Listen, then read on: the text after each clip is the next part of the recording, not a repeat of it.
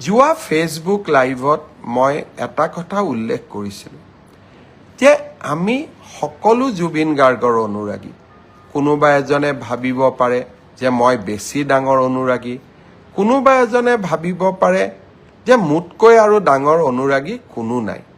কিন্তু প্ৰকৃত সত্যটো হ'ল যে প্ৰতিগৰাকী অসমবাসীয়েই জুবিনৰ অনুৰাগী। আমি কোনো বেছি নহয়, কোনো কম নহয়।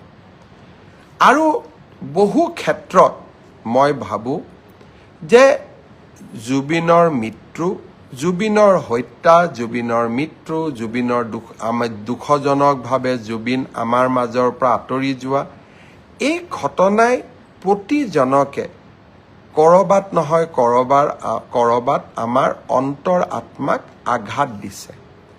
আৰু এজন জুবিনৰ অনুৰাগী হিচাপে মই তাৰ ব্যতিক্ৰম নহয়। আৰু সেয়েহে এটা দিনৰ ভিতৰতে ছিংগাপুৰত পষ্টমৰ্টেম কৰি দিল্লীলৈকে তেখেতৰ পাৰ্থিৱ শৰীৰ লৈ অহা, দিল্লীৰ পৰা অসমলৈ লৈ আহি তেখেতক লাখ লাখ ৰাইজৰ দৰ্শনৰ বাবে পাৰ্থিৱ শৰীৰক সুৰক্ষিত কৰি ৰাইজৰ দৰ্শনৰ বাবে মুকলি কৰি দিয়া, আৰু শেষত সোণাপুৰত এক সুন্দৰ স্থানত তেখেতক বিদায় দিয়া, এই সমগ্ৰ প্ৰক্ৰিয়াটোত মই অসমৰ মুখ্যমন্ত্ৰী হিচাপে নহয়, জুবিনৰ এজন অনুৰাগী হিচাপে নিজকে নিয়োগ কৰিছিলোঁ। যোৱা ফেচবুক লাইভত মই ৰাইজক প্ৰতিশ্ৰুতি দিছিলোঁ যে জুবিনক ন্যায় দিয়াৰ দায়িত্ব ৰাজ্য চৰকাৰৰ, আৰু ৰাজ্য চৰকাৰে সেই দায়িত্ব নিষ্ঠাৰে সৈতে পালন কৰিব।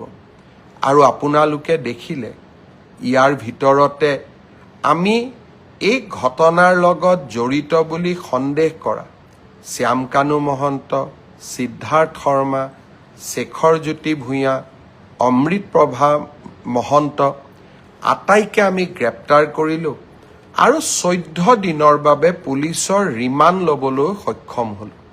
সাধাৰণতে কোনো ন্যায়ালয়ে 14 দিন পুলিচ ৰিমাণ্ড নিদিয়ে।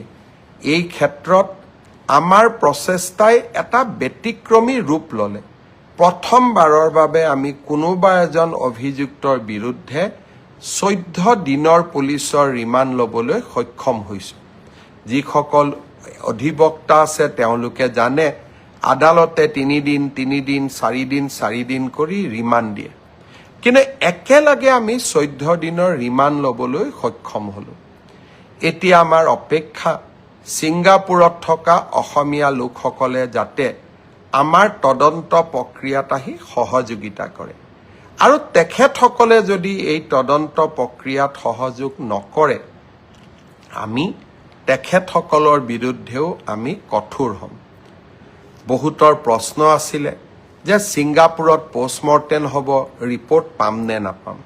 যোৱাকালি জুবিনৰ পত্নী গৰিমা গাৰ্গৰ হাতত আমি ছিংগাপুৰৰ পষ্টমৰ্টেম ৰিপৰ্টটো তুলি দিছোঁ।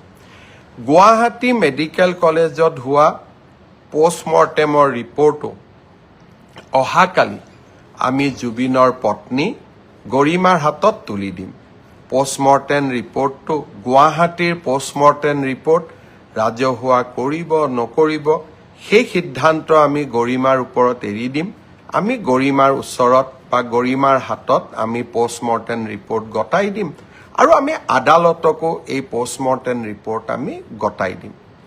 আপোনালোকক জনাবলৈ পাই মই সুখী হৈছোঁ যে জুবিনক ন্যায় দিয়াৰ ক্ষেত্ৰত আমি আৰু এটা ডাঙৰ কাম কৰিবলৈ সক্ষম হৈছোঁ। ন্যায়িক তদন্ত প্ৰথমবাৰৰ বাবে গুৱাহাটী উচ্চ ন্যায়ালয়ৰ মাননীয় মুখ্য ন্যায়াধীশগৰাকীক আমি আহ্বান জনাইছিলোঁ যে জুবিন গাৰ্গৰ মৃত্যুৰ তদন্ত কৰিবলৈ এখন জুডিচিয়েল কমিশ্যন, ন্যায়িক আয়োগ গঠন কৰিব লাগে, আৰু এই ন্যায়িক আয়োগত ৰিটায়াৰ্ড জাজ নহয়, অৱসৰপ্ৰাপ্ত ন্যায়াধীশ নহয়, হাইকোৰ্টৰ বৰ্তমান ন্যায়াধীশ এজনক নিযুক্তি দিব লাগে। আমাৰ অনুৰোধত মাননীয় উচ্চ ন্যায়ালয়ৰ মুখ্য ন্যায়াধীশ ডাঙৰীয়াই এজন বিচাৰপতি জাষ্টিছ সৌমিত্ৰ শইকীয়াক এই আয়োগখনৰ অধ্যক্ষতা কৰিবলৈ অনুমোদন জনাইছে। যিসকল লোকে এই বিষয়ত দৃষ্টি ৰাখে তেওঁলোকে নিজেই জানে যে হাইকোৰ্টৰ চিটিং জাজে জুডিচিয়েল কমিশ্যন হেড কৰা আমাৰ ৰাজ্যত কৰবাত আগত এবাৰ বা দুবাৰ হ'ব পাৰে, কিন্তু ই স্বাভাৱিক নহয়। অহা কালি আমি জাষ্টিছ সৌমিত্ৰ শইকীয়া আয়োগ গঠন কৰিম। মই গুৱাহাটী উচ্চ ন্যায়ালয়ৰ মাননীয় মুখ্য ন্যায়াধীশ ডাঙৰীয়াক ধন্যবাদ জনাইছোঁ। আৰু এতিয়া যিসকলে ইউটিউব, ফেচবুক, টুইটাৰত জুবিনৰ হত্যাৰ বিষয়ে বিভিন্ন তথ্য দাঙি ধৰিছিল, এতিয়া তেওঁলোকৰ দায়িত্ব হ'ব যে তেওঁলোকে এই ন্যায়িক আয়োগৰ সন্মুখলৈ গৈ শপতনামা দাখিল কৰা। কৰবাত ফেচবুকত লাইক, ইনষ্টাগ্ৰামত ফলোৱাৰ গোটাবলৈ জুবিনৰ অনুৰাগী হোৱা আৰু ন্যায়িক আয়োগক এতিয়া গৈ সহযোগিতা কৰা। আমি নিশ্চিতভাৱে সেইসকলৰ প্ৰতি লক্ষ্য ৰাখিম যিসকলে ফেচবুক আৰু ইনষ্টাগ্ৰামত বিভিন্ন কথা ক'লে। এতিয়া তেওঁলোকে ন্যায়িক আয়োগৰ আগত শপতনামা দাখিল কৰাৰ দায়িত্ব পালন কৰিবনে নাই। নাও the ball will be in there court. তেওঁলোকে এতিয়া ইয়াক কেনেকৈ ব্যৱহাৰ কৰে তাৰ পৰাই আমি প্ৰমাণ পাম যে কোন আচলতে কিমান জুবিনৰ অনুৰাগী। শ্ৰদ্ধা ৰাইজ, মই আপোনালোকক এটা পুৰণা কথালৈ মনত পেলাম। 13-4জন যুৱকে গুৱাহাটীৰ মাজমজিয়াত গণেশগুৰিত জুবিনক আক্ৰমণ কৰিছিল। তেতিয়া জুবিন